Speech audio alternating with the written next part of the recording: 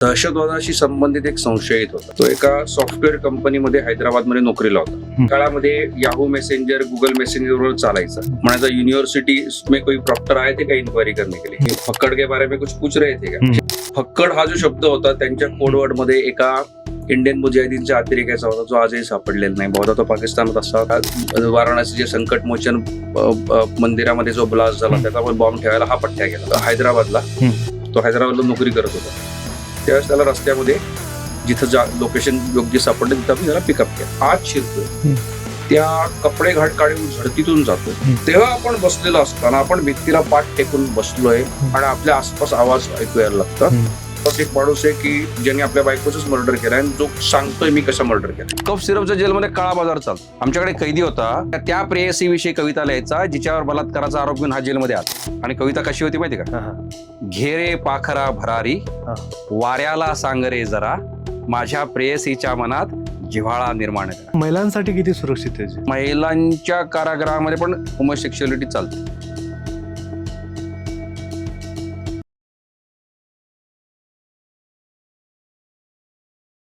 नमस्कार मित्रांनो, cutting by meeting by Chetan Patil या पॉडकास्टमध्ये तुम्हा सगळ्यांचं पुन्हा एकदा स्वागत आहे. मित्रांनो, आज आपल्या पॉडकास्टवर जे पाहुणे आलेत ते माजी IPS अधिकारी आहेत. सध्या ते मुंबई हायकोर्टामध्ये प्रॅक्टिस करतायत आणि ते एक ऑथर सुद्धा आहेत. असे बहुगुणी व्यक्तिमत्व श्री रवींद्रजी पाटील आज आपल्या सोबत आहेत. सर, तुमचं खूप खूप स्वागत आहे. खूप खूप आभार. सर, कसे आहेत तुम्ही? खूप छान, अगदी छान. फक्त तुम्ही मला कटिंग ऑफर केली नाही आज. हा, ते नवीन सेटअप असल्यामुळे कटिंग जरा मॅनेज होत नाही आमची. पण बऱ्याच प्रेक्षकांचा किंवा गेस्ट लोकांचा तेच हा आहे अट्टाहास आहे की सुरू करा परत. चहा पिताना गप्पा करताना जरा रिलॅक्स वाटतं. सर, जेव्हा तुम्ही सर्व्हिस मध्ये होता तेव्हा अशा कोणत्या घटना किंवा असे कोणते केसेस मध्ये तुम्ही पाहिले असतील जवळून ज्यांचा त्रास तुम्हाला अजून सुद्धा होतोय ऍज अ माणूस म्हणून? हे बघा, माझा साधारण 6 वर्षाचा काळ पोलीस खात्यात गेला. 2 वर्षाचा काळ इंडियन ट्रेड सर्व्हिस मध्ये गेला. बरं. पोलीस खात्यातल्या जेवढ्या केसेस मी पाहिल्या त्यात दहशतवादाशी निगडीत केसेस होत्या. त्यात काही सायबर गुन्ह्यांचे केसेस होते. खूप इंटरेस्टिंग केसेस होते. तुम्ही म्हणाल त्रास होतोय, अशा 1-2 केसेस माझ्याही माझ्या मनात येत राहतात. किंबहुना एक केस तर मला जेलमध्ये असताना आठवायची की बाबा एक दहशतवादाशी संबंधित एक संशयित होता. तो संशयित आझमगडचा होता. शंका अशी होती की तो संशयित दहशतवाद्यांना मदत करतोय. तो एका सॉफ्टवेअर कंपनीमध्ये हैदराबादमध्ये नोकरीला होता. मी तेव्हा मला सायबरचा छंद होता. तुम्ही इंजिनियर आहात त्यामुळे तुम्ही गोष्टी समजू शकता. त्या काळामध्ये याहू मेसेंजर, गुगल मेसेंजर वर चालायचा आणि मी काही कॉम्प्रोमाइज करून ठेवले होते. त्यामुळे हा पठ्ठ्यात जे काही चॅटिंग करायचं ते आम्हाला कळत होतं. तर त्यावेळी तो अतिशय क्रिप्टिक लँग्वेज मध्ये बोलायचा आणि म्हणायचा की प्रॉक्टर, म्हणजे पोलिसांना तो प्रॉक्टर म्हणून एक कोडवर्ड वापरत होता. आणि म्हणायचा यूनिवर्सिटी में कोई प्रॉक्टर आए थे का इंक्वायरी करने के लिए, आणि फक्कड़ के बारे में कुछ पूछ रहे थे का, अशी भाषा चालायची. आता फक्कड हा जो शब्द होता त्यांच्या कोडवर्ड मध्ये एका इंडियन मुजाहिदीनच्या अतिरेक्याचा होता, जो आजही सापडलेला नाही. बहुधा तो पाकिस्तानात असावा किंवा जिवंतही नसावा. तर त्याचं नाव होतं मिर्झा शादाब बेग. ओके. मिर्झा शादाब बेग आजही त्या वाराणसी संकटमोचन मंदिरामध्ये जो ब्लास्ट झाला त्याचा बॉम्ब ठेवायला हा पट्ट्या गेला. तर त्यामुळे काय आलं, याच्याविषयी शंका जागृत झाली आणि आम्ही त्याला ट्रेस करायला सुरुवात केली. आणि त्यावेळेस त्याला नागपूरमधून अटक करण्यात आली. नागपूरमधून अटक का करण्यात आली? कारण तो आझमकडून निघाला होता हैदराबादला. तो हैदराबादला नोकरी करत होता. त्यावेळेस त्याला रस्त्यामध्ये जिथं लोकेशन योग्य सापडलं तिथं आपण त्याला पिकअप केला. तर चौकशी अंती असं लक्षात आलं की बाबा हा काही दहशतवादी नाही, हा दहशतवादाला मदत नाही करत आहे. परंतु त्याचा एक मित्र होता, तो त्याचा अकाउंट, तो त्या दहशतवाद्याचा पूर्वी गावातला होता, शेजारचा होता. आणि याला सारखं असं वाटायचं की आपला मित्र या त्याच्या जुन्या मैत्रीमुळे फसू नये. आणि त्यामुळे तो काय करायचा, त्या मित्राची काळजी घेण्यासाठी त्या काळजीपोटी त्याला सांगायचा आणि त्याला भीती वाटायची की पोलीस आपल्याला पण ट्रॅक करून असतील म्हणून. तर त्यामुळे काही वेळा समजुतीचा घोटाळा होतो ना, आपण एखाद्याला आपण चौकशीसाठी बोलवतो, पण त्याचा परिणाम असा होतो की पोलिसांनी बोलवणं किंवा पोलिसांच्या चौकशीचा सामोरं जावं लागणं किंवा त्याच्यानंतरही काही काळ आपल्याला व्हायची अशी फिलिंग असल्यामुळे माणसाची करिअर कित्येक वेळा डिरेल होतात. तर मला ती गोष्ट जाणून घ्यायची की बाबा आपण तर गुड फेथ मध्ये एखादं काम करतो आणि आपली एक थिअरी असते, त्यापेक्षा काहीतरी वेगळी थिअरी निघते. अगदी अगदी. आणि अशा वेळेस ती गोष्ट लागून राहते की बाबा आपली इच्छा अजिबात नसते की कोणाच्या करिअर अफेक्ट व्हावा म्हणून. बरोबर. आणि कंपनी लगेच फायर करते जर थोडंसं जरा शंका आले. कॉर्पोरेट क्षेत्रात तुम्हाला माहिती सगळी पट्टू दुनिया बसली तिथं. अगदी अगदी. आणि त्यात अजून दहशतवादी हे सगळं इन्क्लूड केलं तर मग रेप्युटेशनवर गोष्टी येते त्यांची. अगदी अगदी. तर ते फायर करतात. सर आता हे होत असताना आता मी तुमचे बरेच पॉडकास्ट पाहिले आणि तुम्ही एकदम दिलखुलासपणे, मोकळेपणाने, निर्भीडपणे बोलतात. तर याचा तुम्हाला त्रास होतो का? नाही, त्रास होऊन गेला म्हणून निर्भीडपणे बोलतो. म्हणजे पूर्वी एवढा निर्भीड नव्हतो. काय झालं माहिती का, जेव्हा राम नगरकर न्हावी, त्यांची जात नाभिक समाज होते, ते नाभिकची व्याख्या सांगायची की जो भीक मागत नाही तो नाभिक.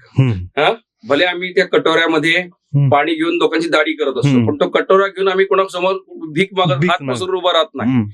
तसं एकदा त्या जेलचा उंबरडा तुम्ही ओलांडला, एकदा त्या कपडे काढून झडतीतून माणूस गेला की आयुष्यातली एक भीतीची व्याख्या संपते.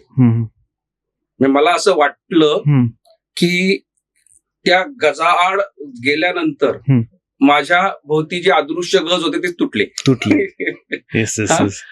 तर त्यामुळं पूर्वी जे कदाचित बोलायची इच्छा होती किंवा जे मला माहित होतं पण ते व्यक्त करण्यासाठी शब्द नव्हते किंवा ते कदाचित तितक्या उत्कटपणे मी मांडू शकलो नसतो, ते आता मी मांडतो. बाकी काहीच नाही. खरे खरे. म्हणजे हे असं झालं की मॅरीकॉम मध्ये प्रियंका चोपडाचा डायलॉग आहे की किसी को इतना भी मत डराव की डर ही खतम हो जाए. तर तसं आहे, संपलं. आता याचा पुढे काय करू शकतो ना आपण. तुम्ही आता विषय काढलाय म्हणून सांगतो. आम्ही जेलमध्ये असताना एक कैदी विरोधाने डायलॉग मारायचे की पहिले से अंदर आहे और कितना अंदर डायलॉग. खरंय. अगदी अगदी बरोबर आहे. त्या मानसिकतेमध्ये माणूस जेव्हा जगायला लागतं तेव्हा आपल्याला फार किरकोळ गोष्टीसाठी आपण कोणी भीती किंवा तामा बाळगणं बंद करून टाकतो. बरोबर. सर, जेव्हा एक पोलीस अधिकारी रात्रंदिवस कष्ट करून ग्राउंड काढतो, अभ्यास करतो, युपीएससी एमपीएससी लेवलच्या एक्झाम देतात लोक, 5-5, 6-6, 8-8 वर्ष त्यांना लागतात प्रिपरेशनसाठी, आणि एवढं होऊन सुद्धा एक 4थी पास पॉलिटिशियनचा ऑर्डर तुम्हाला फॉलो करायला लागतात, ज्या काही इथिकल नसतात कधी कधी. तर एक माणूस म्हणून काय वाटतं? मी इतकं भावनिक विचार नाही करत. एक लक्षात ठेवा, देश लोकशाही पद्धतीनं चालतो. बरोबर. लोकशाहीमध्ये नेता कोण? तर जो लोकांमधून निवडून आलाय तो. बरोबर आहे. ब्युरोक्रॅट हा एक परीक्षा देऊन 30-35 वर्षासाठी सेवेत आलाय. जर तुम्ही त्याला नेतृत्व दिलं तर लोकशाही संपली. बरोबर आहे. ती एक इन्स्टिट्यूशनल हुकुमशाही तुम्ही तयार करा. त्यामुळे लोकप्रतिनिधींचा जर नोकरशाहीवर नियंत्रण असेल, कंट्रोल असेल, तर त्यात मला काही आक्षेप पडण्याचं कारण नाही. एक गोष्ट एक लक्षात ठेवा, भारतामध्ये अनेक वेळा असं होतं की आपलं शिक्षण हे आपली बुद्धिमत्ता दाखवतच असं नाही. तुम्ही आणि मी इंजिनियर आहोत, आणि आपण असे अनेक सामान्य इंजिनियर पाहिलेत की जे इंजिनियर का झालेत माहित नाही. पण आपण असे अनेक आयुष्यात माणसं पाहिली असतील. आता वसंतदादा पाटील 7वी शिकलेले, बरोबर आहे. मुद्दा असा आहे की मी वसंतदादा पाटलांचं नेतृत्व हे त्यांच्या शिक्षणातून बघायचं का त्यांच्या अनुभवजन्य ज्ञानातून. अगदी बरोबर. बरं, कित्येक वेळा असं होतं ग्रामीण भागामध्ये किंवा जाती व्यवस्थेमध्ये आपला समाज विभागलेला आहे. तर शहरातला माणूस, ग्रामीण भागातला माणूस, उच्चवर्गीय माणूस, निम्नवर्णीय माणूस, यांच्यामध्ये शिक्षण संधी यांचा फरक पडतो का? पडतो. बरोबर आहे. आजही आपण राईट टू एज्युकेशनचे स्कूलमध्ये विद्यार्थी बघतो, तर आरटीई मध्ये आपल्याला असे अनेक विद्यार्थी दिसतात की जे गरीब घरातून आलेत, त्यांना शाळेची फी पण नाही परवडत, आणि मास्तरनी सांगितलं का जे ड्रॉइंग काढून आणा, हे कटिंग आणा, तेही पैसे पण परवडत नाही. त्यामुळे संधी अभावी एखादा माणूस जर कमी शिकला असेल तर मी त्याला जज करत नाही तसा. ओके. म्हणजे मग आता तुम्ही पुढचा एक शब्द वापरला त्यामध्ये, 4थी पास माणसांनी चुकीच्या आदेश देणं. हे बघा, चुकीचा आदेश देणं हा प्रॉब्लेम आहे. तो किती पास झाला माणूस नाहीये. कित्येक वेळा असे असू शकतं की एखादा माणूस पीएचडी आहे पण तो चुकीचा देते. बरोबर. तिथे अडचण आहे, मग त्याचा त्रास होतोच. Yes yes. सर, तुम्ही काम करत असताना आता विविध स्टेटचे पोलीस अधिकारी एकमेकांसोबत कधी ना कधी भेटतात केस संदर्भात किंवा बाकीच्या गोष्टींमध्ये. आता आपण बघतो की पॉलिटिशियनचा कंट्रोल अशा अधिकाऱ्यांवर मोस्टली युपी बिहार साईडला खूप स्ट्रॉंग असतो ऍज कम्पेअर टू महाराष्ट्र. तर एवढा तुम्हाला डिफरन्स दिसतो का, दिसत होता का तेव्हा? खरं सांगायचं झालं ना की सांगायचं झालं तर आता काय महाराष्ट्र आणि युपी बिहार मध्ये फरक नाही राहिला. बापरे. हो, कारण काय झालंय, आता 6 पक्ष आहेत महाराष्ट्रात. म्हणजे आता प्रत्येक पक्ष म्हणतो कुठला ना कुठला तरी अधिकारी माझा, किंवा अधिकारी म्हणतो हा राजकीय नेता माझा डावा उजवा हात आहे. काय होतं, जेव्हा अनसर्टन्टी क्रिएट होते त्यातून तुमची चापलुसी वाढते. हे एक भाग. दुसरी गोष्ट अशी की जेव्हा राजकीय नेत्यांना सरकार चालवण्यापेक्षा स्वतःचं घर चालवणं किंवा पक्ष चालवणं ही प्राथमिकता वाढते, तेव्हा तुम्ही अशाच तुम्ही ब्युरोक्रॅटना प्राधान्य देणार आहात की जे तुमची गरज भागू शकतात. अगदी अगदी बरोबर आहे. म्हणजे उत्तर प्रदेश बिहारमध्ये कदाचित मी म्हणेन काही काळ जर पाहिला तर एक स्टेबल गव्हर्नमेंट आहे, एक सत्ताक राज्य पद्धती आहे. मग अशा ठिकाणी काय होतं, एक स्टॅबिलिटी प्राप्त होते लोकांना. तिथं जेव्हा तुम्हाला दिसतं की आपला हा जो बॉस आहे तो आज विरोधी पक्ष नेता होता, उद्या तो सत्तेत असणार आहे, किंवा आज जो सत्तेत आहे तो उद्या विरोधी बाकड्यावर बसणार आहे. अनसर्टन्टी एवढी वाढते, त्यामुळे काय होतं, लोक सत्तेतला माणूस आणि विरोधातला माणूस सुद्धा चान्स पे डान्स करतात. बरोबर, बॅलन्स करायचा प्रयत्न करतात आणि त्यातून ही नेपोटिझम वाढतं. बरोबर आहे, बरोबर. त्यामुळे तुम्ही आता उत्तर प्रदेश आणि महाराष्ट्रात काही फार फरक नाही उरलेला. आता याच्यावरून एक प्रश्न माझ्या डोक्यात येतोय की तुम्ही आता सिस्टीम खूप जवळून पाहिली, तर आता तुकाराम मुंढे यांच्यावर बरेच आरोप होत आहेत, तर त्या अँगलकडे तुम्ही कसं बघताय? हे बघा, तुकारामला मी युपीएससी अभ्यास करताना पासून ओळखतो, आम्ही चांगले मित्र आहोत. तर तेव्हाही तसाच होता, आजही तसाच आहे. मला असं वाटतं की जर तुकाराम सारखी 4 माणसं नसतील तर तुमचा सिस्टीमवरचा विश्वास शिल्लक नाही राहणार. बरोबर ना? त्यामुळे तुकारामच्या इतक्या बदल्या झाल्या त्याच्याबद्दल वाईट वाटतं, पण तुकाराम सारखा माणूस टिकून नसता राहिला तर अधिक वाईट वाटलं असतं. म्हणजे आजही 4 मुलांना परीक्षा का द्यावीशी वाटते. आजही जेव्हा तुमचा सिस्टीमवरचा विश्वास पूर्ण उडतो, आज डावे उजवे, आज जर बघितलं असेल तुकारामच्या बाजूने लोक जसे उभे आहेत, त्याच्यामध्ये लोक हे नाही विचार करत मी भाजपचा आहे का मी काँग्रेसचा आहे. पण लोकांना, ज्याला कोणाला असं वाटतं की चांगल्या प्रशासनावर, सद्गुणांवर, न्यायावर ज्याचा विश्वास आहे, असा प्रत्येक माणूस जर तुकारामच्या बाजूने जर उभा असेल तर आपण समजू की त्याच्यासारखी 4 माणसं आहेत म्हणून आमचा लोकशाहीवरचा विश्वास टिकून आहे. खरे खरे खरे, बरोबर. त्यामुळं तो जे करतो आहे त्याच्याविषयी मित्र म्हणून किंवा त्याच्या सोबत किंवा त्याच्या आसपासही इतर जग पाहिलेली माणसं पाहता त्याच्याविषयी अभिमान वाटतो आम्हाला, त्याच्या प्रश्नच नाही. अगदी अगदी अगदी बरोबर आहे. सर, जेव्हा तुरुंग व्यवस्थापनाची गोष्ट बाहेर निघते तेव्हा किरण बेदींचं नाव खूप प्रामुख्याने आणि रिस्पेक्टफुली घेतलं जातं. त्या पहिल्या महिला IPS अधिकारी होत्या आणि त्यांनी पाहिलं की आधी तुम्ही कैद्यांना माणूस म्हणून ट्रीट करा, सुधारण्याची संधी द्या, आणि त्यांनी ते खरंच इम्प्लिमेंट करून दाखवलं. म्हणजे योगा क्लासेस असतील, शिक्षण असेल वगैरे वगैरे, आणि त्यातून बरेच कैद्यांनी आत राहून MBA वगैरेचे शिक्षण प्राप्त करून ते त्याच्यानंतर चांगल्या ठिकाणी जॉबला लागले. तर अशा अधिकाऱ्यांची खरंच गरज आहे. म्हणजे त्यात तुमच्यात माझ्यामध्ये काही दुमत असण्याचं कारणच नाही. बरोबर बरोबर आहे. फक्त वैषम्य याचं वाटतं की अशी अधिकारी सापडत नाहीत. 1996 साली मी चुकत नसेल तर किरण बेदींना हा पुरस्कार जाहीर झालेला होता, कारण तो 95 जाहीर झाला असा. कारण मला अजूनही आठवतं की 6 जानेवारी 1996 याच विषयावर मुलाखत घेण्यासाठी मी किरण बेदींना भेटायला गेलो, तेव्हा मी कॉलेजचा विद्यार्थी होतो. Okay okay.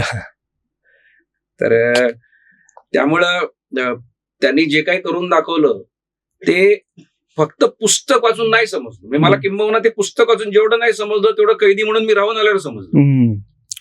म्हणजे आपण जेव्हा ही गोष्ट गमावतो ना, म्हणजे 1995 साली पुरस्कार मिळाल्यानंतर आज 30 वर्ष होऊन गेली त्या घटनेला. त्याच्यानंतर सुद्धा भारतातली 70-80% जेल व्यवस्था जर त्या लेवलला पोचली नसेल तर त्यांनी त्यांच्या कामामध्ये किती उंची गाठली त्याचा आपल्याला अंदाज लावता येतो. अगदी अगदी अगदी बरोबर. एक महिला पोलीस अधिकारी पुरुषांच्या जेलमध्ये राहते, ती अशा समस्या फेस करते की समस्यामधनं अंमली पदार्थ येतात जेलमध्ये. त्या अशा समस्या फेस करतायत की त्यांनी काही निर्बंध लागू करायचे ठरवले तर जेलमध्ये फिरताना त्यांच्यावर कोणीतरी अटॅक करेल की काही शंका असते. बरोबर आहे. अशा वेळी चाल शोभराज सारखा माणूस किरण बेदींकडे येतो आणि म्हणतो की मला तुमच्यावर चरित्र लिहिण्याची इच्छा आहे. बापरे. मला तुमचं चरित्र लिहिण्याची इच्छा आहे. हे कोण म्हणतोय तर आज भारतामधल्या काही जगामधल्या सुद्धा सराईत ठकसेनापैकी टॉप लेवलला मानला गेलेला एक व्यक्ती. अगदी म्हणजे त्यांनी किती इम्पॅक्ट केला असेल माणसं. खरंय खरंय. अगदी बरोबर. हे एका रात्रीत नाही घडत. नाही म्हणजे आपण म्हणतो ना ऐसी कळवळ्याची जाती करी लाभा विण प्रीती. तो कळवळा जर नसेल ना तर माणसाला किरण बेदी नाही होत. खरे खरे. ते फक्त ते लेवल घेऊन पण जगले असते की मी पहिली अधिकारी आहे भारतातली. त्यांना बाकीचं काही करायची गरज नव्हती खरं पाहायला गेलं तर. मी तुम्हाला एक उदाहरण देऊ का? मी एक किरण बेदी या पहिल्या महिला IPS अधिकारी. आणखी एक महिला IPS अधिकारी दुसऱ्या महिला IPS भारतातल्या ज्यांच्यावर एक पण एक सिरियल आली होती पूर्वीच्या काळी उडान. मी त्यांनाही भेटलो. कदाचित उडान जेव्हा सिरियल आली तेव्हा काय होतं नवा IPSचा पेहराव परिधान केलेल्या महिलेविषयी कायमच लोकांच्या मनात आदर आणि एक औत्सुक्य असतं त्या भावने पोटी आली असेल. त्यांना मी खूप रिटायरमेंटच्या फॅग एंड मध्ये पाहिलं. मला तो चार्म नाही सापडला जो किरण बेदींमध्ये होता. स्पष्ट सांगतो. म्हणजे कसं असतं माहिती का की मी पदाने मोठा झालो असेल पण मी आदरणीय झालो की नाही. म्हणजे मी किती स्टार कांद्यावर चढवायचे आणि समोरच्या ज्युनियरला म्हणायचं मला सॅल्यूट कर हे ठीक आहे पण मी समोरच्या विषयी आदर बाळगावा की नाही हे माझ्या व्यक्तित्वातून कळतं. अगदी अगदी अगदी बरोबर. आज मॅडमचं वय काय असेल किरण बेदींचं 80च्या घरात असतात. ते आजही तेवढ्याच ऍक्टिव्ह असतात. म्हणजे परवा दिवशी मी किरण बेदींचा एक फेसबुक पोस्ट वाचली जेव्हा चीफ जस्टिस सूर्यकांत असं म्हणाले भारताचे मुख्य न्यायाधीश की जेल ही करेक्शनल सर्व्हिस म्हणून पाहायला पाहिजे ज्यासाठी आपण फेल होतोय. तेव्हा किरण बेदींनी एक पोस्ट टाकली की मी सरन्यायाधीशांचे आभार मानते की तुम्ही स्वतः या विषयाची दखल घेतली आणि या विषयावर तुम्ही मत बोलून दाखवलं. मला काय म्हणायचं माहिती का की आजही त्या विषयाबद्दल तेवढाच त्यांना कळवळा वाटतं जेवढा त्यांना 95 साली वाटत होता. हो अगदी अगदी अगदी बरोबर आहे. सर एखाद्या तुरुंगामध्ये आता मला शिक्षण घ्यायचंय मला शिक्षा लागलेली 10-12 वर्ष जे काय असेल ते आणि आता मला शिक्षण घ्यायचंय तर ती प्रोसेस कशी असते आणि ते करत असताना मला काही सवलती मिळतात का? पुस्तक असेल एक्झाम फी असेल किंवा मग कामातून सवलत वगैरे असं काहीतरी मिळतात? हे बघा शिक्षा लागलेल्या कैदी असेल तुम्ही भाग्यवान. हो. अंडर ट्रायल असेल तर त्याच्याबद्दल आपण नंतर शिक्षा लागलेल्या कैद्याचं काम तसं सोपं आहे. कारण यशवंतराव चव्हाण मुक्त विद्यापीठातर्फे त्यांना तुम्हाला डिग्री घेता येते. त्यांना तुम्हाला एक्झामलाही बसवता येतं. मग साधारणपणे कारागृह शिक्षक नावाचं एक पद आहे जेलमध्ये की ज्याचं काम हेच आहे की पोरांना परीक्षेला बसवणे. माझ्या मते मी चुकत नसेल तर जेलमध्येच एक्झाम सेंटर क्रिएट होतं. त्याच एक्झाम सेंटरवर पोरं परीक्षा देतात आणि बरेच लोक सिरियस अभ्यास करतात. म्हणजे बाहेर जेवढी पोरं कॉलेजमध्ये टवाळका करतात ना त्यापेक्षा जास्त पोरं सिरियस जेलमध्ये असतात. खात्री देख सांगतो त्यांना पुस्तक मिळतात का मिळतात. यशवंतराव चव्हाण मुक्त विद्यापीठातर्फे चूक कुठे होते माहिती का की समजा येरवडा जेलमध्ये 6,500 कैदी आहेत तर 6,500 कैद्यापैकी समजा 1200 कैदी शिक्षा कैदी आहेत. म्हणजे 5,300 कैदी तुमचे अंडर ट्रायल. अंडर ट्रायलला शिकण्यासाठी काय त्यांचा वेळ वाया जातोय सगळं. म्हणजे सरकारला असं वाटतं की अंडर ट्रायल आता येईल 6 महिन्यांनी सोडून जाईल मग त्याचं शिक्षणाचं काय होणार. मग अंडर ट्रायल पैकी कोणाला शिक्षणासाठी कन्सिडर करणार ज्याला मर्डरची शिक्षा लागली जो बराच वेळ शिक्षण मर्डरच्या आरोपाखाली आत आलाय मोकाखाली आलाय म्हणजे जो बराच वेळा राहील असं वाटतंय तर मग इन्व्हेस्टमेंट. अरे बापरे. पॉइंट हा आहे. बरं शिक्षणामध्ये अजून एक प्रॉब्लेम आहे. तुम्ही काय करताय डिग्री हे शिक्षण बघताय. डिग्री किरकोळ गोष्ट. आज मला गरज काय आहे मला छोटे छोटे छोटे बिट्स अँड पीसेस मधली शिक्षणाची गरज आहे. तिहार जेलमध्ये तुम्ही उल्लेख केला तिहार जेलमध्ये इंग्लिशचा क्लास चालतो. रिजनल लँग्वेजचे क्लासेस चालतात. तिहार जेलमध्ये दुपारीच्या वेळात तबला मृदुंगाचे क्लास चालतात. सर्वांगीण शिक्षण हे शिक्षण जे आहे ना हे फक्त शिक्षा कैद्याचं नाही हो, अंडर ट्रायलचं पण आहे. जर तिहार जेलमध्ये समजा मान्य आहे तिथं 15,000 कैदी आहेत, येरवडा जेलला 7.5 समजा 7.5 पावणे 7 निम्मेच कैदी आहेत. पण जर तिहार जेलमध्ये 200 लोकांची एका वेळी जर इंग्लिशची बॅच चालते, तर येरवडामध्ये जेलमध्ये 5 लोकांची तरी चालावी अशी अपेक्षा करायला काय हरकत आहे? चालते का विचारा. मग यासाठी तसे अधिकारी किंवा मग स्वतःहून उत्स्फूर्तपणे प्रतिसाद घेणे किंवा सहभाग घेणे, पाठपुरावा करणे हे महत्वाचं आहे का? दोघा जेल प्रशासनामध्ये काय फरक असू शकतो? इच्छाशक्ती काय माहिती का, तुम्ही म्हणताना तसे अधिकारी पाहिजेत, पाठपुरावा पाहिजे, हे सगळं व्यक्तिसापेक्ष काम आहे. म्हणजे चांगला अधिकारी आला की चांगलं काम होतं, वाईट अधिकारी आला तर वाईट काम होतं. हे जे व्यक्तिसापेक्षता आहे खूप डेंजर गोष्ट आहे भारतीय लोकशाहीची. अच्छा. म्हणजे आपल्या इथं कुठेतरी रस्ता, आपण छोटासा रस्ता बांधतो, एखादा बसण्यासाठी एखादं बाकडं ठेवतो आणि त्या बाकडावर लिहितो हे बाकडं मान्य नगरसेवकांच्या खर्चातून झाले, म्हणजे मी चांगला आहे म्हणून झालं बाकडं, तसं झालं ना, हे नगरसेवकाला सांगायचं असतं. तसं किरण बेदी चांगले आहेत म्हणून झालं आणि इतर ठिकाणी अधिकारी चांगले आहेत म्हणून झालं नाही. ही आपल्या सिस्टीमची शोकांतिक आहे. म्हणजे आमच्याकडे असं इन्स्टिट्यूशनल काही फ्रेमवर्क नाही का, माणूस आला काय गेला काय, तो असला काय नसला काय, काही बेसिक मिनिमम गोष्टी बदलणार नाहीत, हे होऊ नाही शकत का? म्हणजे स्टेट लॉ फॉर एव्हरीवन, म्हणजे काहीतरी एक स्टँडर्ड फ्रेमवर्क असावं की नाही, एक चेकलिस्ट असावं की नाही, की जी चेकलिस्ट वरचा अधिकारी कोणी का असे नाही, बेसिक मिनिमम तर फॉलो झालं पाहिजे. Yes yes yes. बर, वरिष्ठ अधिकारी येताना सुद्धा मला असं वाटत नाही त्याला काही भगवद्गीतेचं शिक्षण घ्यायचंय किंवा त्याला हिब्रू भाषेत शिकायचंय की जेल मॅन्युअल वाचायला. त्याला बेसिक गोष्टी वाचतोय. त्याचं काम हे आहे की पहिल्या दिवशी 4 सिली क्वेश्चन विचारावेत, 2 महिने समजून घ्यावी यंत्रणा, 3ऱ्या महिन्यात झटका द्यावा. का अवघड आहे?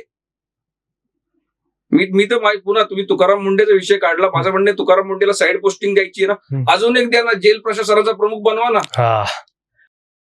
सर, तुरुंगातल्या जीवनाबद्दल बऱ्याचशा गोष्टी आम्ही ऐकतो बाहेरच्या बाहेर, की बेचव असतं, मीठ नसतं वगैरे वगैरे. तर हे कितपत खरं आहे?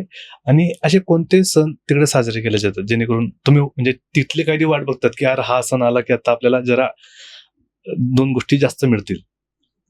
मी आधी सण सांगतो, कारण बेचव जेवणावर खूप ठिकाणी बोललोय.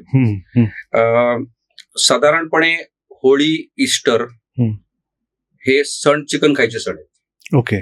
कारण होळीच्या दिवशी चिकन येतं, ईस्टरच्या दिवशी येतं, म्हणजे आमच्या काळात तरी आलं होतं. पुन्हा श्रावण महिन्यामध्ये दर सोमवारी खिचडी सगळ्यांनाच येते. जर तुम्हाला उपवास असेल तर महिनाभर खिचडी मिळू शकते, साबुदाण्याची खिचडी मिळू शकते.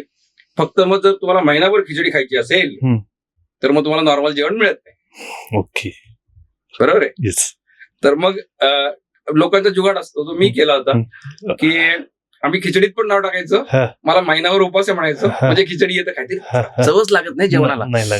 आणि मग आता ती खिचडी नेमकी मापात येते, एवढी येते, मग ती पुरत पण नाही, त्याने दिवस भागत नाही, मग आपल्याला नॉर्मल जेवायचं पण, असं ते हे होतं. त्याच्यानंतर 15 ऑगस्ट 26 जानेवारीला एक स्टँडर्ड आहे आमच्याकडे. जसं आपल्याकडे तिरंगा असतो ना, तसं 3 रंगातली बुंदी येते. ती बुंदी अशी बांधून येते, मतलब प्लास्टिकच्या पिशवीमध्ये दोरा बांधलेली असते, प्रत्येक एक बुंदी येते. प्रत्येकाच्या नावाचा एकच वडा येतो, हिशोब करून येतो. अरे, तुमच्या बाराकीत 108 लोक आहेत ना, 108च वडे येतील, त्यातला एखादा तुकडा असेल, तुटला असेल तुमचं नशीब. अरे, तेवढे येतात. त्याच्यानंतर दिवशी रमजान ईदच्या दिवशी शिरखुर्मा येतो. 2 टाईपचा येतो. एक शिरखुर्मा असा पानसट असतो, जो सगळ्यांना मिळतो फुकट.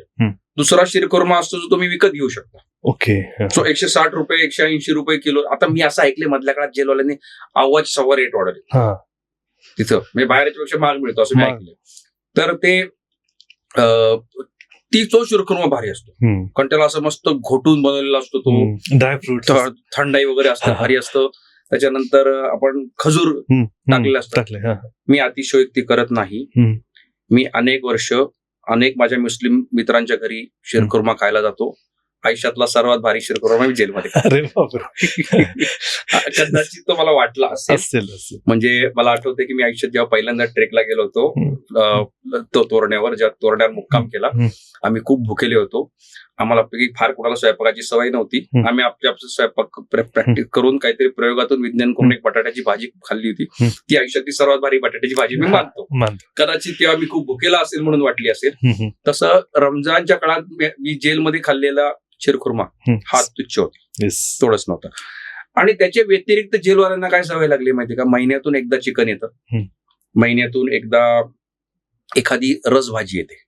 ती रसभाजी पनीर भाजी असू शकते, चना भाजी असू शकते, त्याच्यानंतर कधी कधी हे येते काय म्हणतात मिसळ पाव येतो. ओके. आणि अशा ठिकाणी तो सगळ्यांना मिळत नाही, तो विकत घ्यावा लागतो. जे विकत घेतील त्यांना मिळतो. मग असं होतं की विकत कोण घेऊ शकतं ज्याकडे पैसे. आपल्याला एक लिमिट आहे महिन्याची 6,000 रुपयाची. आमच्या काळात 5च होती. मग आम्ही काय करायचो की समजा 2-4 लोकांना मिळून एकत्र राहतोय, तर आपण ठरवून घ्यायचं मी या महिन्यात कधी कधी भजी येतात, मग मी या महिन्याची भजी घेतो, तू या महिन्याचं चिकन विकत घे. असं आम्ही एकमेकात सेटिंग करून पैसे आपले वाचवायचो.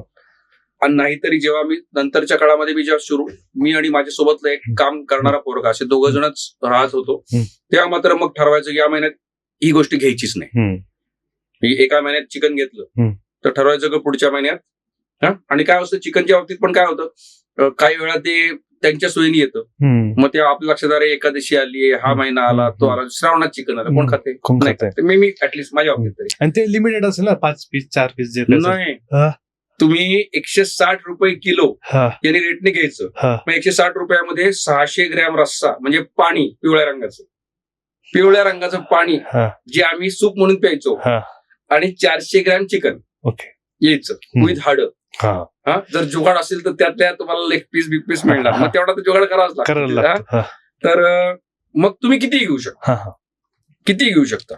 मी अतिशयोक्ती करत नाही. मी तुम्हाला गंमत सांगतो. 17 एप्रिल 2022 ला माझ्या पुतणीचा वाढदिवस होता. पुतणी बाहेर. मी माझा महिन्याभराचा कॅन्टीन तडातडा उडवला आणि 20 किलो चिकन घेतलं होतं. 20 किलो चिकन घेतलं. मग त्याच्यामध्ये पुन्हा 600 ग्रॅम रस्सा, 400 ग्रॅम चिकन प्रमाणे जेवढं आलं तेवढं आलं. ठीक आहे. तर मग 8 किलो चिकन आलं.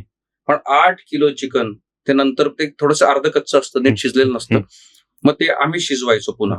शिजवून त्याच्यासोबत मग आता तो एकच दिवस ज्या दिवशी सागर संगीत कैदी जेवतात, माझ्या ते निम्मी बराक तरी जीव घातली मी त्या दिवशी. काय होतं आपल्याला असे छोटे छोटे लोक आनंद शोधतात. हे काळ संपला की जो गाळ उरतो, जे भकास आयुष्य उरतं, ते म्हणजे सामान्य जेलचं जेवण आहे. त्याला चव नसते, काय नसते, काय संबंध. ती खरी शिक्षा आहे. खरं सांग का, ती शिक्षा नाहीये. माणसाचं स्वातंत्र्य हिरावून घेणं ही शिक्षा आहे. लोकांना असं उगाच वाटतं की माणसाला आत ढकलायचं, मग जीव घालायचं नाही, मग उलट टांगायचं, मग चापकाने हाणायचं. ही शिक्षा नाहीये. तुम्हाला सांगू का, मी त्याला कितीही भारी खाऊ घाला, तो माणूस सुखी नाहीच राहत. तुम्हाला असं वाटतं की पिंजऱ्यातल्या वाघाला मी कापून मटण खाऊ घालतो म्हणून तो सुखी आहे, तुमचा गैरसमज आहे. त्यामुळे त्याला चांगले कपडे मिळत आहेत किंवा तो चांगला राहतोय, त्याला चांगली औषध व्यवस्था आहे तिथं, म्हणून तो खुश नाहीये. शेवटी स्वातंत्र्य ही स्वातंत्र्य. बरोबर आहे.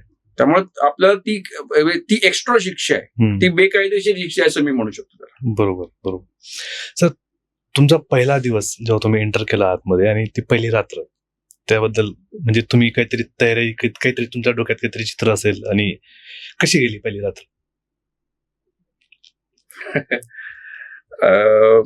त्या तुम्ही गाढवाचं लग्न नाटक आहे ना, त्या नाटकामध्ये गंगेचा एक डायलॉग आहे की धनी तुम्ही नसायचा ना तेव्हा दिस कसा बी निघून जायचा, पण रात सरता सरत नव्हती. पण जेलमध्ये बरोबर उलटे. अच्छा. जेलमध्ये काय होतं, रात्र सरते तरी दिवसच पुढे सरकत नाही. मी 16 तास करायचं काय, कारण काय होतं, माझ्याकडे मोबाईल फोन नाही, माझ्याकडे कम्प्युटर नाही, लॅपटॉप नाही, मित्र नाहीत, आपण स्वतःच्याच विवंचनेत अडकलेलो. त्यामुळं तुम्हाला दिवस ढकलावा लागतो, पुश करावा लागतो. आणि ते नंतर माणसाला सवय होते.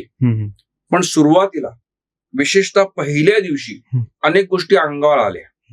म्हणजे मला आजही आठवते की आपण आत शिरतोय, त्या कपडे काढून झडतीतून जातोय, त्याच्यात अर्धा 1 पाऊण तास आपली कपडे उतरलेत, त्याच्यापेक्षा जास्त मोठी लाज उतरली, प्रतिष्ठा उतरली. पूर्ण कपडे पूर्ण म्हणजे कुठलाही मुलाहिजा बाळगायचा नसेल तर जेलमध्ये येणारा प्रत्येक कैदी नग्न करून तपासून आत सोडला जातो. तर मग त्या अवस्थेतून एकदा माणसं गेली की मी अर्धी मेली, ते माइंडसेट मध्येच होतात. खरंय. मग तिथून आपण आत येऊन बसतो आणि आपण एका पडवीत जाऊन बसलोय की जिथं थोड्या वेळ थांबवलं लोकांना, कारण लोकांना एका फ्लो मध्ये एका गटागटाने नेणार आहे, त्यांच्या फॉर्मॅट प्रमाणे नेणार. तेव्हा आपण बसलेलो असताना आपण भिंतीला पाठ टेकून बसलोय आणि आपल्या आसपास आवाज ऐकू यायला लागतात, ज्याच्यामध्ये कोणी सराईत पाकिटमार आहे, ज्याच्यामध्ये एक असा व्यक्ती आहे की ज्याने हाफ मर्डर केलाय आणि ते हाफ मर्डर करताना त्याच्या डोक्याला खोप पडली, त्याची जखम भळाभळा वाहतीये. आपल्या आसपास एक माणूस आहे की ज्याने आपल्या बायकोच मर्डर केलाय आणि जो सांगतोय मी कसा मर्डर केलाय. आपण हे विश्व नाही अनुभवले, म्हणजे त्या क्षणाला तुम्हाला चर्र होते आणि तेव्हा कळत नाही आपण कुठं आलोय, म्हणजे आपली भीती काय आहे, आपण अजून काय काय मांडून ठेवले आपल्या पुढे हेच माहिती नाही.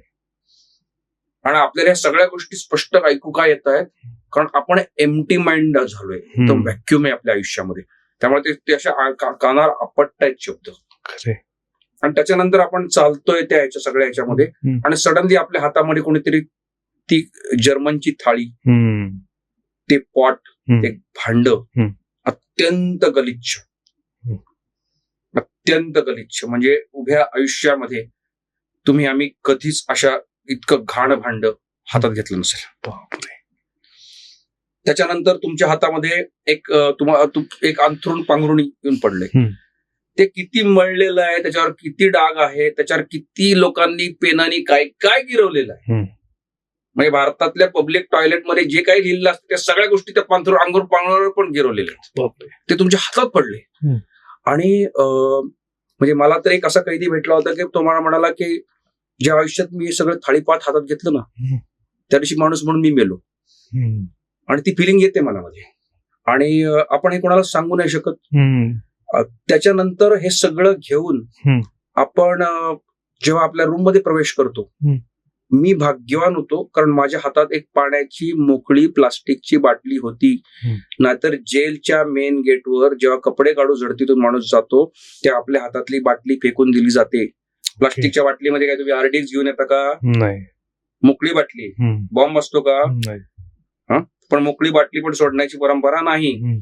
जर मला सोडली कारण माझ्या बॅकग्राऊंडमुळं त्या शिपायाला माझ्याविषयी सहानुभूती वाटली आणि त्याचा परिणाम बघा आत गेल्यानंतर मी जेव्हा संध्याकाळी पोचतोय सगळे दर मजल करत माझ्या रूमचा दरवाजा लॉक उघडला जातोय, त्या धुळीतून मी आत शिरतोय, तेव्हा मी प्रचंड तहानलेलो आहे आणि मला पाणी भरायचंय. मला पाणी भरण्यासाठी माझ्याकडे बाटली आहे. ऐका, इतर माझ्या बरोबरचे जे कैदी आत गेले त्यांनाही तहान लागलीये, त्यांना हातामध्ये 2 टंबरेल दिलेत आणि त्यांना निर्णय करायचा आहे की यातला कुठला प्यायला वापरायचा आहे आणि कुठला धुवायला. ही परिस्थिती आहे. आणि याच्या नंतर माणसाला झोपणं अपेक्षित आहे. कित्येक लोकांना टेन्शनमुळे झोप लागत नसेल, मला लागली योगायोगाने. कारण मी स्वतःला नेहमी एक गोष्ट सांगायचो की या परिस्थितीला जर सामोरं जायचं असेल तर ना आपण भविष्य काळात जगायचं ना भूतकाळात.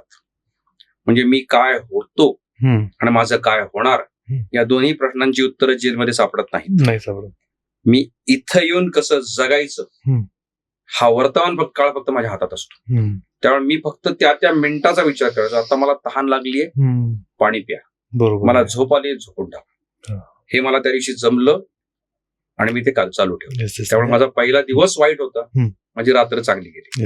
ऍक्सेप्ट केल्यानंतर प्रवास थोडा सोपा होतो. जेव्हा तुम्ही पाहिलं सर तुमच्या आजूबाजूला सराईत गुन्हेगार आहेत आणि तुम्ही मात्र एक वेल एज्युकेटेड फॅमिलीतून बिलॉंग करतात आणि आता लोकांचं बघण्याचा दृष्टिकोन तुम्ही पण त्यातलेच एक आहेत, ओके, तर तेव्हा जास्त पेन होत असेल की यांच्यातले आपण सध्या आता गिनले जातोय.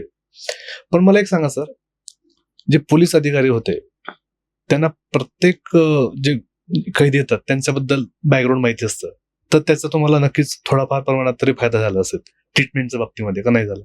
हा म्हणजे फायदा झाला नाही असं मी म्हटलं तर मी तुमच्याशी खोटं बोलतो. फायदा झाला का 100% झाला. म्हणजे उदाहरणार्थ मला आत येताना पाण्याची बाटली सोडली का सोडली, बाकीच्या सगळ्या कैद्यांना ते कोणीतरी आरे तुरेत बोलत असेल तर माझ्याशी कोणीतरी आवाजावत बोलत, बरोबर आहे. माझ्याशी तुरुंगाधिकारी येताना जाताना 5 मिनिटं 2 मिनिटं बोलून जायचे, ठीक आहे. जर मला काय कधी आडलं, मला समजा हॉस्पिटलला जावं लागलं तर मला इमर्जन्सीमध्ये सोडायचे. अच्छा. जेव्हा केव्हा साहेबांचा कुठला दौरा असेल तर त्या थांबून 5 मिनिटं गप्पा मारून जायचे.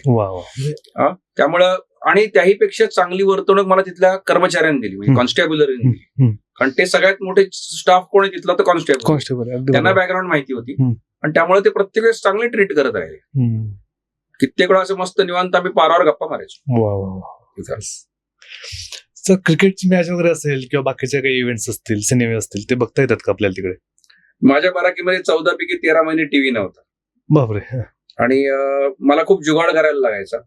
भारत पाकिस्तानची मॅच होती की ती मेलबोर्नला मॅच झाली T20ची, जेव्हा विराट कोहलीने ते हारिस श्रॉफला 2 षटकार मारले होते ते.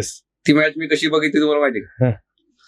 ती मॅच आमच्या बाराकीत टीव्ही नाही, आमच्या पलीकडच्या बाराकीत टीव्ही आहे. असा भेदभाव का? असं सांगतो तुम्हाला. 6 बाराकी होत्या, त्यातले फक्त एका बाराकीत टीव्ही होता.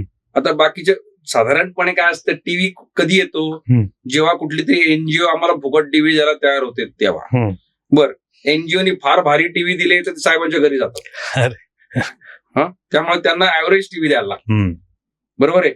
बर, भारी टीव्ही आले तर काय होतात, भारी टीव्ही भारी लोकांच्या बाराकीत जातात, त्या बाराकीतली ऍव्हरेज टीव्ही आमच्या बाराकीत येतात. हे सगळीकडेच चालतं प्रकार, त्यात काय नाही. तर मग त्यात आमचा नंबर लागेपर्यंत 13-13.5 महिने गेले. शेवटचे 15-20 दिवस माझ्या बाराकीत टीव्ही होता. मग त्यावेळेला काय केलं, साहेबांनी रिक्वेस्ट केली, अक्षरशः हातापाया पडलो. म्हणजे साहेब एक पण नाही बघायला मिळाले, असं झालंय.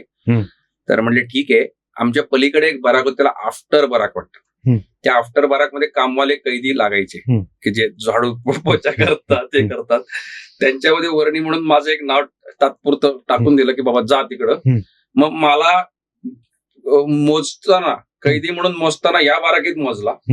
मोजणी संपली की जेल कर्मचारी मी पण बाहेर पडलो, त्या बाराकीत गेलो. म्हणजे ऑन पेपर मी इकडेच राहिलो, पण मी तिकडे गेलो. मग तिकडे रात्रभर टीव्ही बघितला आणि त्या दिवशी ही मॅच बघ. वा. तर अशी मॅच तुम्ही, म्हणजे तेवढा आनंद तुम्हाला स्टेडियम मध्ये सुद्धा आला? पहिला तुम्हाला सांगतो, अख्ख्या जेलभर आवाज, हा ना, एक शॉटला आवाज. आणि म्हणजे ना, आपण तिथं बसलोय, 1 नंबर बाराकीतून आवाज येतोय, तिकडनं आवाज येतोय, हॉस्पिटल विभागातले आवाज येतात, म्हणजे किंकाळ्या. मला सीओईपी मधली आठवण यायची की आम्ही सीओईपी मधल्या हॉस्टेलमध्ये थांबायचो, मोठ्या स्क्रीनवर मॅच चालली, लोक टाळ्या वाजवतात, फुल टू धमाल, फुल टू. तर त्यामुळं फुल एन्जॉय करून बघितली तशी मॅच. आणि लोक म्हणजे जेव्हा ती शेवटचे शॉट झाले ना, म्हणजे लोकांनी, आता तुम्ही समजा फटाके उडवता, काही त्यांनी काय करावं, तर त्यांनी असे गज वाजवायचे, थाळ्या पिटायच्या, फुल टू धमाल, सगळे सेलिब्रेशनचे मार्ग वापर. वा. म्हणजे स्टेडियम पेक्षा जास्त मजा तिकडे झाली. वा. सर, अधिकारी म्हणून काम करताना जेव्हा तुमचा पॉइंट ऑफ व्ह्यू होता कैद्यांकडे पाहायचा आणि तुरुंगात गेल्यानंतरचा पॉइंट ऑफ व्ह्यू, याच्यात किती फरक तुम्हाला दिसला? दोन्ही एकमेकात काहीच साम्य नाही राहिले. नाही ना, पूर्ण वेगळे. अच्छा, पूर्ण वेगळे. याचं कारण असं आहे की आतमध्ये पाठवणं, इथं माझं इति कर्तव्यता संपलेली असायची आधीच्या रोलमध्ये. आता इति कर्तव्यता सुरू झाली ना.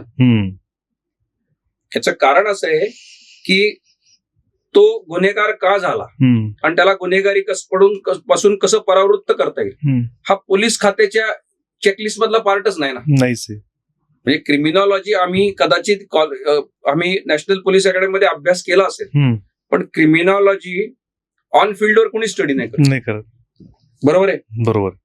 आपण कम्युनिटी पोलिसिंग बघतो की ज्याच्यामध्ये रायट होतात किंवा सोशल टेन्शन्स असतात, त्याच्यामध्ये आपण काम करतो. पण प्रिव्हेंटिव्ह पोलिसिंग नावाचा प्रकार फार होत नाही आपल्याकडे. की बाबा आपण प्रिव्हेंटिव्ह पोलिसिंग म्हणजे काय, तर फक्त लोकांना चॅप्टर केस करणे, घरी बसवणे, तांतून बसवणे. परंतु ज्या समाज व्यवस्थेतून माणसं येतात किंवा अननोन माणसं, ज्यांना आपण माहितच नाही हा गुन्हेगार होणारे केले, आत गेल्यानंतर काय झालं, माझा पर्स्पेक्टिव्ह असा चेंज झाला. मी लोकांच्या समाज व्यवस्थेमध्ये बघायला लागलो, तिथं डोकवायला लागलो. आणि मला प्रश्न पडायला लागला की अमुक ठिकाणचीच लोक गुन्हेगार का होतात. अच्छा. मला अशा अनेक जातींची नावं मी फक्त कानावर ऐकून गेली होती, मी ती नाव माणसं आजपर्यंत कधीच बघितली नव्हती. म्हणजे तुम्ही मला विचाराल तर मी पारधी बघितले होते का? हो. मी रामोशी बघितले होते का? हो. पण मी खरंच कंजार भाट बघितले होते का? मी पारद्यांमध्ये गाव पारधी असतात, फाशे पारधी असतात, अमुक पारधी असतात, तमुक पारधी असतात, पारद्यांमध्ये काळे नावाचे लोक असतात, भोसले असतात. इतकी डिटेलिंग माझ्याकडे होती का? नव्हती. मी पारद्यांच्या भाषेमध्ये खादीव का शिव म्हणतात, म्हणजे काही जेवण झालं का, इथपर्यंत माझं त्यांचं आकलन व्हायला लागलं. किंवा बेरड, कंजार भाट, किंवा कोल्हाटी, नंतर कैकाडी, असे अनेक समाज आहेत की ज्या समाजांबद्दल मी ऐकत राहिलो, पण त्यांची माणसं माझ्या प्रत्यक्ष समोर बसली आहेत. ती माणसं कुठं राहतात, कुठल्या समाज व्यवस्थेत. मग मला प्रश्न पडायला लागला की असं काय घडलं की आपल्या ह्या ज्या सोशल रिफॉर्म प्रक्रियेमध्ये फक्त एक समाज, ज्याला आपण विमुक्त जमाती म्हणतो, तो त्या डेव्हलपमेंट पासून दूर राहिला. हे बघा, आज बाबासाहेब आंबेडकरांमुळं एक समाज अनुसूचित जातींमधला फक्त बाबासाहेबांचा आदर्श घ्या, शिका, समृद्ध व्हा, हा त्यांचा संदेश घेऊन पुढे गेला. तो शिक्षणामध्ये पुढे गेला. त्याला आज सरकारी पदांवर बसण्याची मनीषा आहे. त्याला देशाचं नेतृत्व करण्याची मनीषा आहे. बरोबर आहे. त्याला ज्ञानानं पुढे जाण्याची मनीषा आहे. तो समाज गेला पुढे. पण झालं काय, विमुक्त जमाती, त्यांची एकतर गुन्हेगारी पार्श्वभूमी होती पहिल्यापासून, त्यांना क्रिमिनल ट्राईब म्हणून शिक्का पण बसला होता. त्यात त्यांच्याकडे असं कुठलंच नेतृत्व जन्माला आलं नाही. मग त्यामुळे ह्याच समाजामधनं पुन्हा पुन्हा आपल्याकडे गुन्हेगारी दिसते. असं का होतं? गाव पारधी नावाची जमात जी आहे ना, ती अख्खी जमात वर्षानुवर्ष फक्त हातभट्ट्या बनवण्याच्या धंद्यामध्ये. असं का होतं की कोल्हाटी समाजामध्ये आजही वेश्या व्यवसाय चालतो, बरोबर ना? असं का होतं की जो वडार समाज आहे, त्या वडार समाजामध्ये आजही पूर्ण ठार निरक्षर असणाऱ्या माणसांचं प्रमाण एवढं जास्त आहे. अशी माणसं नाही गुन्हेगारीकडे वळणार तर काय होणार? काय करणार? बरोबर. त्यांना आरक्षणाच्या बाबतीत जर बघितलं, केंद्र सरकारचे जे आरक्षणाचे निकष आहेत त्याच्याप्रमाणे विमुक्त जमाती, ज्याला आपण व्हीजेएनटी म्हणतो महाराष्ट्रात, ते केंद्र सरकारच्या निकषाप्रमाणे ओबीसी आहेत. बघा, म्हणजे आज आपण म्हणतो मराठ्यांना आरक्षण, त्या ओबीसी. मी त्याच्याकडे थोडस वेगळ्या नजरेने पाहतो की जर ब्राह्मण, मराठा या उच्चभ्रू समाजाने जर समजा ठरवलं की आम्ही मागास आहोत, म्हणजे काय, माझ्याकडे 40% लोक आहेत माझ्या मागे, ब्राह्मणांच्या मागे 4-4.5% आहेत. मला सांगा, वडारांकडे किती टक्के लोक? फार कमी. हे सगळे विमुक्त जमाती मिळून 2-2.5%, 3% होणार नाहीत. पण हे 2-3% विमुक्त जमातीतले लोक जेलमध्ये मात्र 30% दिसतात. याच्यावर कोणीच विचार नाही करत. खरंच नाही. म्हणजे हा माझ्या पोलीस अभ्यासाचा निकषाचा भाग होता का? नव्हता. बरोबर आहे. मग दुसरी गोष्ट, हा एक तर कुठले समाज झाले. त्याच्यानंतर मी अनेक पुस्तकामध्ये माझा एक चॅप्टर आहे, माणूस गुन्हेगार का होतो. त्यात मी अनेक गोष्टींचा ओहापोह केलाय जो माझ्या अभ्यासाचा, व्यासंगाचा, चिंतनाचा विषय कधीही नव्हता. आणि मी असा विचार केला की आता हे सरकार समोर मांडून उपयोग नाही, हे सामान्य माणसांसमोर मांडलं पाहिजे. त्यांना कळलं पाहिजे, त्यांच्यापर्यंत या गोष्टी त्यांच्या डोक्यात कुठेतरी शिरल्या पाहिजेत. कारण ते जर जागृत झाले तर सरकार जागृत होईल. खरे खरे खरे, अगदी बरोबर. सर, जसं आता तुम्ही सांगितलं की न्यायाधीशांनी एक पोस्ट केली की आता जे जेल व्यवस्था आहे ती सुधारवण्यासाठी, ठीक आहे, मग ते सुधारेल कधी? जेव्हा आपण क्रिमिनल सायकोलॉजीचा जास्त स्टडी करू की हा त्या लेवलला का गेला.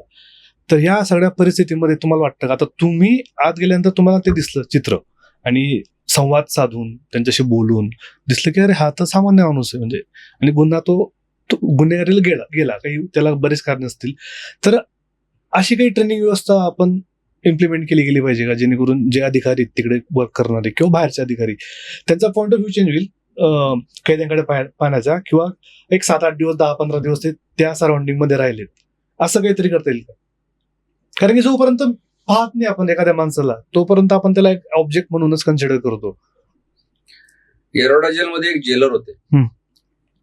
ते मला एकदा बोलताना असं म्हणाले, मला ना जेलमध्ये काम करताना निगेटिव्ह वाईब्स येतात. बर. म्हटलं कशामुळे सर? म्हणाले कैद्यांसोबत राहिलो ना की मला निगेटिव्ह वाईब्स येतात. मला बाहेर गेल्यानंतर सुद्धा ती निगेटिव्हिटी जाणवत राहते. मी म्हणलं या माणसापासून लांब गेलेलं बरं, कारण मी कैदी आहे आता, म्हणजे माझ्यासोबत हा राहतोय, म्हणजे ह्याच्या मनात निगेटिव्ह वाईब माझ्यामुळे निर्माण होती. म्हणजे निगेटिव्ह वाईबचं कारण मी आहे. जर जेलरला असं वाटत असेल की त्याच्या समोर उभं राहिलेला हाडामासाचा कैदी त्याच्यामधल्या निगेटिव्ह वाईबचं कारण आहे, तर एक तर कैदी चुकीच्या जेलमध्ये किंवा जेलर चुकीच्या व्यवसायामध्ये. बरोबर आहे, अगदी बरोबर. बरोबर आहे, खरंय. मला ज्याच्या सोबत राहायचंय, मी कुत्र्यांचा ट्रेनर आहे आणि मला कुत्र्यांबरोबर राहून निगेटिव्ह वाईब येतात, तर मग धंद्यात चुकीचं चालू आहे ना मी. बरोबर आहे, अगदी बरोबर. बरोबर आहे. म्हणजे मी हे उदाहरण का दिलं, हे काय 2 आणि 4 दिवसाच्या ट्रेनिंगचा पार्ट नाही हो. मला असं म्हणायचंय काही गोष्टी तुम्हाला म्हणजे कठोर होऊन एन्फोर्स केल्या पाहिजे. माझं असं मत आहे की या टॅक्टिकल गोष्टीच नाही, स्ट्रॅटेजिक लेवलला व्हायला पाहिजे. अगदी बरोबर. म्हणजे महाराष्ट्रामध्ये 37 जिल्ह्यामध्ये 37 जेल असतील, 6 किंवा 7 आपल्याकडे सेंट्रल जेल असतील, 4 किंवा 5 ओपन जेल असतील, जे काय असतील ते. आपल्याला असं विजन पाहिजे की जे एकाच वेळी सायमल्टेनियसली अनेक ठिकाणी इम्प्लिमेंट व्हायला पाहिजे. आणि त्यासाठी तुम्हाला काही फार अक्कल लावायची गरज नाही हो. म्हणजे रतन टाटा असं म्हणायचे की जगातलं प्रत्येक इन्व्हेन्शन तुम्ही करायची गरज नाही हो. तुम्ही आजूबाजूला पहा ना, इतके भारी भारी लोकांनी तुमचे डोळे आणि कान एवढे नसतील ठेवले तर उपयोग काय? काय नाही तर 1995 सालचं IDR नावाचं किरण बेदींचं पुस्तक उघडून बघा हो, तुम्हाला कळेल त्या काय करत होते. खरे. म्हणजे आम्ही जर इतरांकडनं शिकायचंच नाही ठरवलं, एक तर मला पूर्ण आलं पाहिजे किंवा मी इतरांकडनं शिकण्याची वृत्ती ठेवली पाहिजे. तर या दोन्ही गोष्टी नाहीत तर आम्ही सुधारणा काय करणार? खरंय. तर त्यामुळे त्यांना ट्रेनिंगची गरज आहे का? आहे. पण त्याही पेक्षा महत्वाची गरज आहे की मला त्यांना काय ट्रेन करायचंय आणि त्या ट्रेनिंग मधनं मला काय अचीव्ह करायचंय त्याचं विजन माझ्यासमोर असलं पाहिजे. आणि आजचं जे जेल मॅन्युअल आहे ते म्हणायला आम्ही सुधारणा पुनर्वसन म्हणतो, म्हणायला आम्ही करेक्शनल सर्व्हिसेस म्हणतो, पण ते विजन आमच्या जेल मॅन्युअल मध्ये येतच नाही. उलट कट्टर गुन्हेगारी लोकांची प्रवृत्ती वाढते आणि जेलवारी नंतर तो एक प्राऊड फील करतो की हा आता मी ते अचीव्ह केलंय, आता मोठे गुन्हेगाराला तो मोकळे असतो किंवा नेटवर्क बिल्डिंग होते असं पण. माझ्यासारखा ज्याचा कुठल्याच गुन्ह्याशी किंवा कुठल्याच गुन्हेगारी टोळीशी म्हणू शकतो संबंध नाही, तो माणूस जर आज एवढ्या गुन्हेगारी क्षेत्रात लोकांना ओळखतो. म्हणजे कित्येक वेळा असं होतं की मी 2 व्हीलरवर निघालो असतो, माझ्या आजूबाजूला एक माणूस येऊन जातो, म्हणतो काय साहेब भाई, हात करून जातो. तर त्या माझ्या लक्षात येतं बहुतेक ज्या अर्थी भाई म्हणला त्या अर्थी आपला आतमध्ये कुठेतरी भेट झाली असेल. तर त्यामुळे नेटवर्क माणसाचं बनतं का? बनतं, एकदम बनतं. आणि दुसरी गोष्ट, समाज जर त्याला स्वीकारत नसेल, आम्ही जर पोलीस किंवा जेल प्रशासन त्याला चांगल्या मार्गाला लावू शकत नसेल, तर शेवटी काय होतं, हळूहळू जेल आणि जेल मधले कैदी हे त्याचं विश्व बनत जातं. खरंय. आणि त्याच्यामध्ये तो अडकत जातो. बरोबर. कारण समाजाने त्यांच्यासाठी दाराज ओपन नाही केली, तर तो जिथं कंपनी मिळते, जिथं मान सन्मान मिळतो, तो त्या ग्रुपचा भाग बनतो. कारण की माणूस आहे, समूहात राहणारा प्राणी आहे, तर समूह लागतो, त्याला कोणतरी पाहिजे जो ऍटलिस्ट त्या लेवलचा असेल. समूहात राहतो एक पार्ट झाला. म्हणजे मला माझी भावनिक गरज आहे, म्हणजे मी शेजाऱ्यांकडे जाऊन कधी त्यांच्याकडे विरजण म्हणून दही मागून आणणं, की आम्ही आमच्याकडे एक पदार्थ केला मी तुमच्याकडे आणून देणं, ही भावनिक गरजेच्या पुढच्या गोष्टीचा विचार करा. मला समाजामध्ये राहायचं आहे, म्हणजे मला एक नोकरी करावी लागेल. अगदी बरोबर. तुम्ही मला सांगा, मला आज घर भाड्याने घ्यायचंय, तर पोलीस व्हेरिफिकेशन करावं लागतं, मला घर भाड्याने मिळू शकत नाही. बरोबर आहे. मला नोकरी करायची, मला स्विगी झोमॅटोचा जरी माणूस व्हायचं असेल त्याला पोलीस व्हेरिफिकेशन लागतं, मला ओला उबरचा ड्रायव्हर व्हायचं तरी पोलीस व्हेरिफिकेशन द्यायचं, मला काहीच होऊ शकत नाही. माझं स्वतःच उदाहरण बघा की मला एकदा क्रेडिट कार्ड रिजेक्ट होऊन झालंय, मला करंट अकाउंट अनेक बँकांनी अनेक वेळा रिजेक्ट केली, कारण तुमच्यावर गुन्हा दाखल आहे म्हणून. पासपोर्ट वगैरे तर दूरची गोष्ट. मला म्हणजे वकील का होता आलं, कारण न्याय संस्था म्हणते you are considered to be innocent unless proven guilty. आता जर त्यांनीच मग ठरवलं की नाही त्याच्यावर गुन्हा दाखल आहे म्हणून तू वकील होता येणार नाही, तर मग त्यांच्या तत्वाशी ते प्रतारणा केल्यासारखं होईल. म्हणून bar council of Maharashtra and Goa काय करतं, आमच्याकडनं वकील होण्याआधी डिक्लेरेशन घेतं की माझ्या असा असा गुन्हा रजिस्टर आहे, आणि त्यामध्ये लिहिलं असतं जर मी कन्व्हिक्ट झालो तर मी प्रॅक्टिस करणार नाही. याचं डिक्लेरेशन ऍक्सेप्ट करून मग मला तुम्ही सनद दिली जाते. पण अदरवाईज बाकी कुठल्याही ठिकाणी मला तुम्हाला एंट्री मिळू शकत नाही. मग बघा आम्ही समस्या कशी निर्माण केली. आम्ही आतमध्ये जेलमध्ये जाऊन त्यांना स्किल शिकवत नाही, त्यांना चांगले संस्कार शिकवत नाही, त्यांना चांगल्या वातावरणात ठेवत नाही. म्हणजे त्याला बाहेर आल्यानंतर तो स्वतःच्या पायावर उभं राहील असं काहीच करत नाही. आणि दुसरीकडे आम्ही पोलीस व्हेरिफिकेशनचा नियमचा बडदा दाखवून त्याच्या उरलेला हाय त्या पायावर धोंडा मारतो. खरंय. तरी कसं उभं राहायचं? बरोबर आहे. आणि अशा परिस्थितीमध्ये तुम्ही जर माणूस म्हणलात की माणूस पुन्हा पुन्हा गुन्हेगारीकडे जाणारच ना. अगदी बरोबर आहे. माझ्याबरोबर जे जेलमध्ये लोक होते त्यांचं जर आता मी सोशल प्रोफाइलिंग केला तर काय करतोय, कोणी पानाची टपरी चालवतो, कोणी ज्येष्ठ सामाजिक कार्यकर्ता झालाय. म्हणजे काय करतो तुम्हाला माहिती? तर किंवा कुठल्या तरी राजकीय नेत्याच्या मागे फिरतं, किंवा पुन्हा कुठल्या तरी भाईगिरी करतो, पुन्हा कुठल्या तरी गुन्हेगारीच्या दुष्टचक्रात अडकलाय. यांना तुम्ही बाहेर कसं काढणार? खरे. अगदी बरोबर. मी माझ्या सोसायटीसाठी जेव्हा लोक मला म्हणतात की या सगळ्यांसाठी पोलीस व्हेरिफिकेशन करूया बरं का, मला चर्र होतं. म्हटलं मी सही केली तर मी नैतिकदृष्ट्या चुकतोय, नाही केली तर सोसायटी माझ्या अंगावर समजतोय. बरोबर. म्हणजे मार्ग पण पूर्ण काढले नाही त्यांनी. एक दरवाजा बंद केला आणि एक सुरू केलाय, आणि सगळं हे कागदावर आहे. सगळं अगदी कागदावर आहे सगळं. सर, तुम्ही जेव्हा पुस्तक लिहायचं ठरवलं तेव्हा तुम्ही परमिशन घेतली असेल, किंवा मग तुम्हाला डायरी पेन जे काही लागतं ते स्वतःच्या खर्चातूनच आपण मी स्वतःच्या खर्चातून डायरी पेन आणलं. जेलच्या कॅन्टीन मध्ये डायरी पेन विकत मिळतात, आणि काय स्टँडर्ड रेटला मिळतात. ज्या रेटला ते विकत घेतात त्या रेटला मिळतं. तर मग महिन्याला मी 2 वह्या घ्यायचो. मग त्यात खरडेगाशी करून जेवढं काही चांगलं लिहिता येईल तेवढा ठेवायचो. कित्येक वेळा असं व्हायचं की ते नाही पटलं तर फाडून टाकायचं. मग नंतर काय व्हायचं की एवढं सगळं कसं एकत्र करायचं, घेऊन जाणार, म्हणून आपण ते सगळं एकाच वहीमध्ये कंपाईल करायचा प्रयत्न करायचा. मग जेलमध्ये वह्या ठेवायला जास्त जागा नसते म्हणून छोट्या अक्षरात लिहायचं, कोडवर्ड मध्ये लिहायचं. असं करत करत करत ते साठवत गेलं. बरोबर. सर, पॅरोलची काय प्रोसेस असते जेलमध्ये? हे बघा, 2 प्रकारच्या रजा असतात जेलमध्ये. त्या दोन्ही रजांना लोक पॅरोलच म्हणतात. पण एक असतो पॅरोल, दुसरा असतो फर्लो. ओके. पॅरोल म्हणजे आकस्मिक रजा. कोणी वारलं, लग्न, मृत्यू, आजारपण, स्वतःची सर्जरी, आजारपण, या गोष्टी पॅरोलची झाल्या. अनप्लॅन्ड लिव्ह आपल्या भाषेत, इमर्जन्सी. तर आकस्मिक रजा म्हणतात त्याला आपण. आणि फर्लो म्हणजे संचित रजा.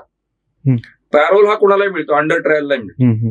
संचित रजा जी आहे ती संचित रजा जी आहे ती साठवलेली रजा आहे. म्हणजे जर मी समजा शिक्षा काही तर मी 5 वर्ष माझी शिक्षा पूर्ण झाली, तर त्या 5 वर्षानंतर माझी संचित रजा चालू झाली, आणि त्याच्यानंतर मी संचित रजा घेऊ शकतो. ती काय त्यांचा एक स्टँडर्ड ठरलेलं आहे. दर 2 वर्षातून 15 दिवस काय 1 महिन्याचं काहीतरी स्टँडर्ड आहे. लोक त्या रजेवर जातात तिथं. पॅरोल मात्र असं आहे की त्याच्यामध्ये पण आम्ही गंमत केलेली आहे.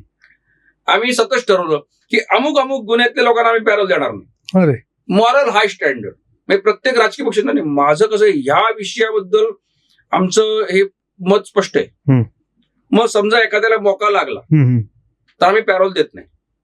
आणि आमच्याकडे एवढे मोके बहादर पोलीस अधिकारी की गणपतीत मारामाऱ्या झाल्या, पतंग उडवून भांडणं झाली, एखादा माणूस दुकानात गेला, मोबाईलचा फुकट रिचार्ज केला, किंवा एखादा माणूस निघालाय रस्त्यात कुठेतरी बिस्लरीच्या फुकट बाटल्या घेतल्या म्हणून मोका लागलेत.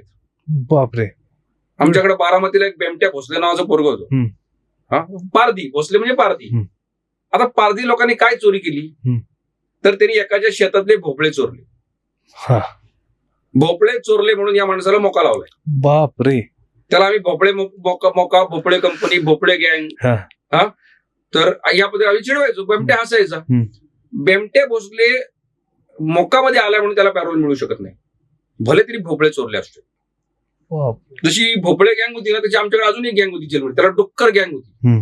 हडपसरची गँग होती, त्यांनी कोणाची तरी डुकरं चोरली. काही समाजातील लोकांचं काय असं डुकरं पाळतात ना, मग हे त्याची डुकरं चोरतात, ते त्याची डुकरं चोरतात.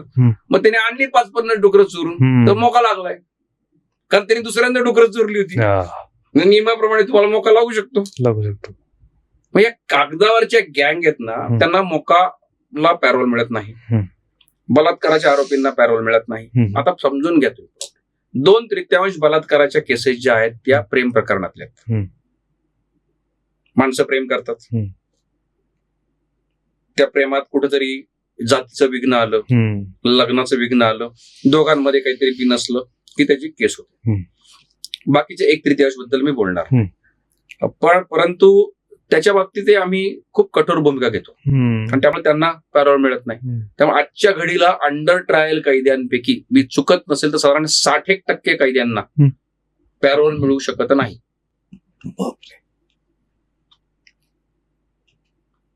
आणि त्या सुट्ट्या मान्य झाल्यानंतर पण काही रूल असतील ना, की रोज येऊन साईन करून द्यायचे वगैरे आहेत ना. म्हणजे ते डिपेंडिंग अपॉन दर आठवड्याला एक साईन असते माझ्या बाबतीत. त्याला 3 आठवड्याची जर शिक्षा मिळाली तर त्याला साईन करायला यावं पोलीस स्टेशनला.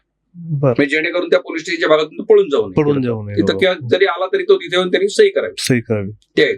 सर, तुरुंगात जेव्हा असे काही कैदी येतात, जसं आता दहशतवादी संबंधित कोणी असेल किंवा मग एखाद्या लहान मुलीचा रेप करून मारून टाकलं असेल, एकदम हायस्ट पॉइंट, तर कैद्यांमध्ये पण संतापाची लहर असते का तो आल्यानंतर?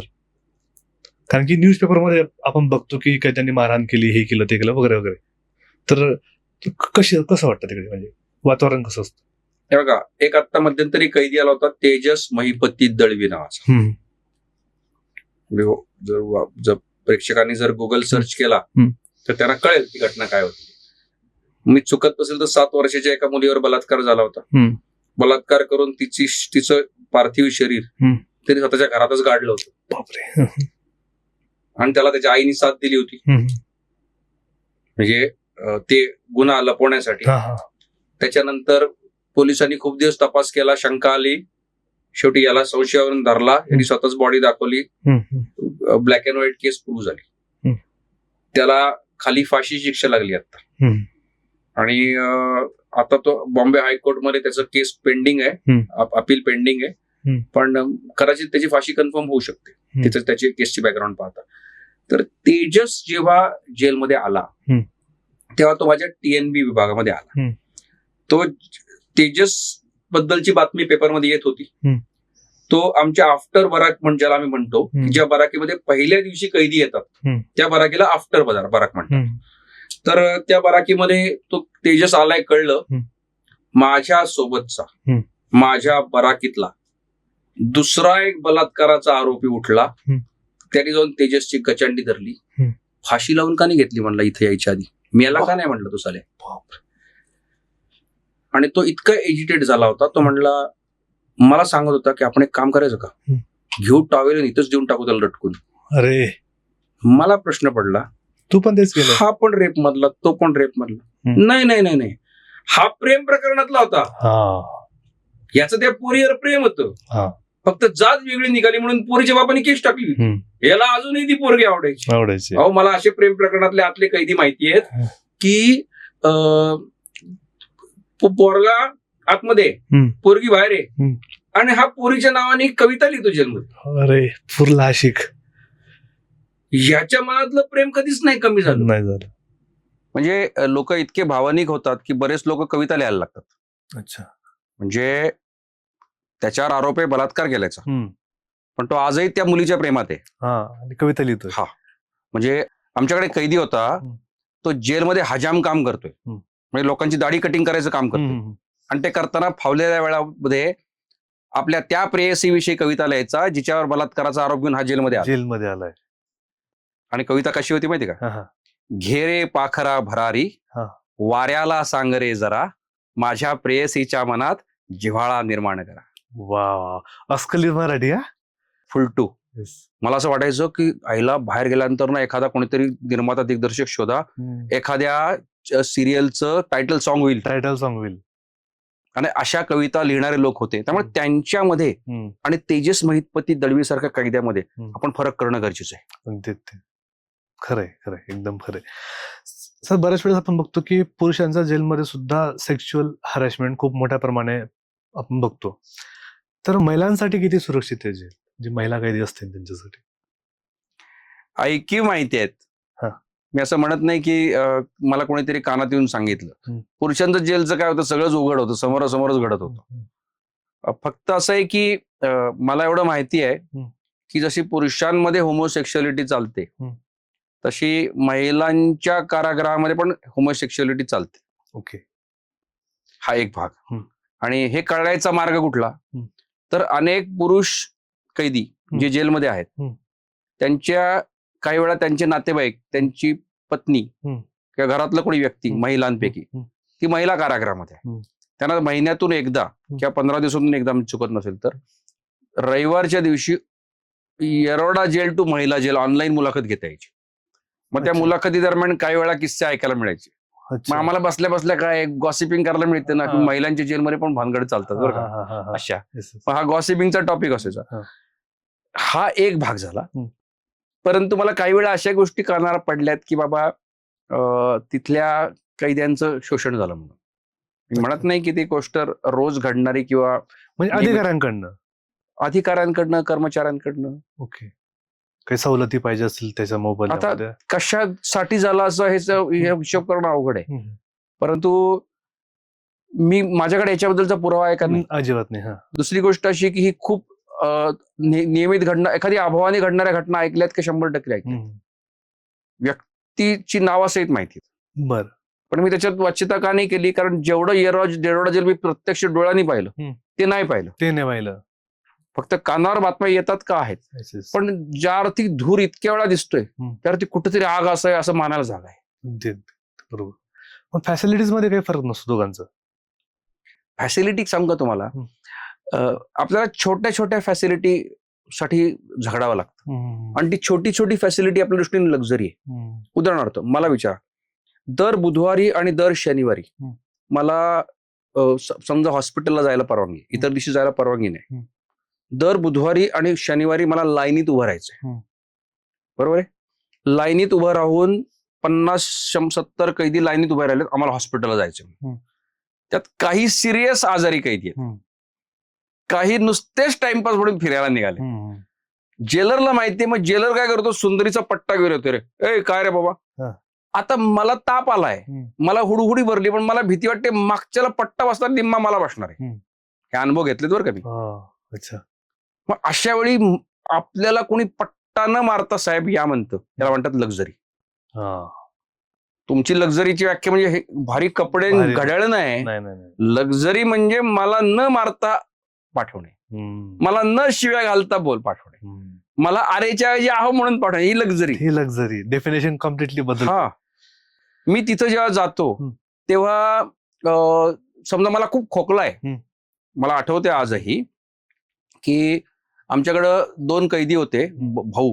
त्यातला एक भाऊ जो होता तो हॉस्पिटलमध्ये गोळ्या वाटायचा दुसरा जेलच्या हॉस्पिटलचे पाव वाटायचा.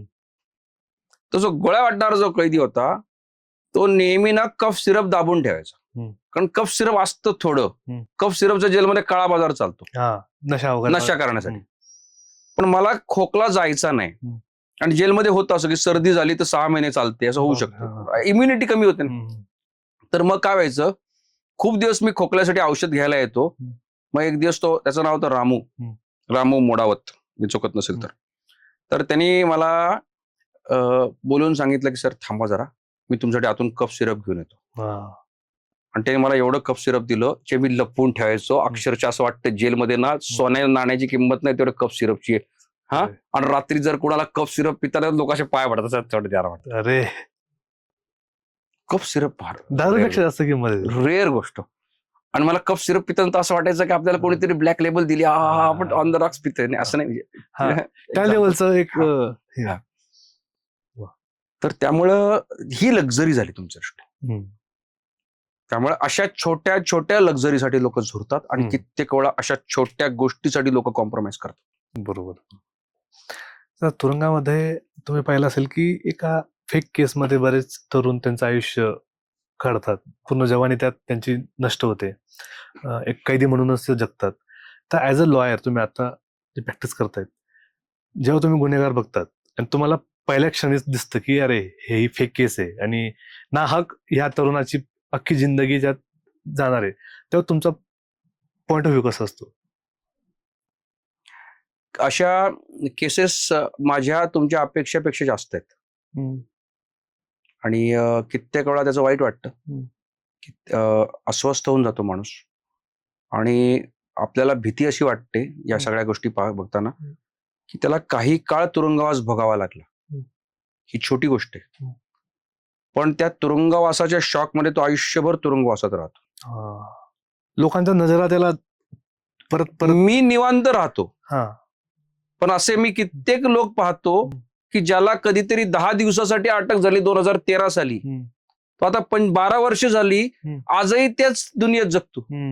तो आजही त्या शॉक मधून बाहेर नाही आला. मीच का या फिलिंग मध्ये राहतात लोक. म्हणजे खरं म्हणजे याच्यावरचं उत्तर फार सोपं आहे. म्हणजे मी आणि माझी पत्नी जेव्हा जेलमध्ये असताना रिसिव्हरद्वारे मी तिच्याशी बोलायचो, काचे आडून मी फोनवर बोलतोय ती म्हणून, तेव्हा आम्ही अशी चर्चा करायचो. आपल्या ह्या समस्येवरचं एकच उत्तर आहे की समजा तेव्हा मला 1 वर्ष झालं होतं जेलमध्ये, की आता ह्या समस्येवर उपाय शोधायचा असेल, 1 वर्ष मी आत काढलं तर ते उत्तर एकच आहे की मला 1 वर्ष एक्स्ट्रा जगायला पाहिजे. बरं, मला आता प्रश्न असा पडतो की मला 1 वर्ष एक्स्ट्रा जगायचंय, मग मी म्हातारा म्हणून जगायचं 1 वर्ष का तरुण म्हणून जगायचं? खरंय. मग मी 1 वर्ष तरुण म्हणून जगायचं.